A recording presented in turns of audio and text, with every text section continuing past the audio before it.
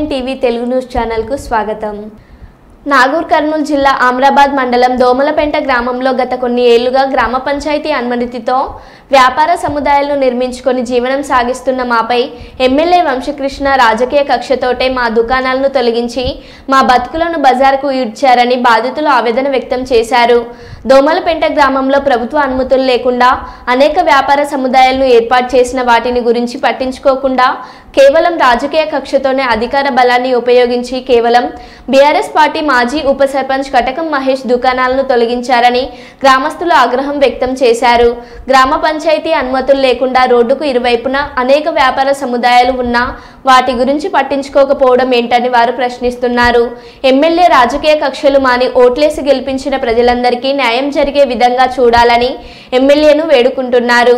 నియోజకవర్గ పరిధిలోని అందరినీ సమానంగా చూడాల్సిన బాధ్యత ఎమ్మెల్యేపై ఉందని, ఇలాంటి కక్ష సాధింపులకు పాల్పడడం సరికాదని నియోజకవర్గ ప్రజలు గుసగుసలాడుతున్నారు.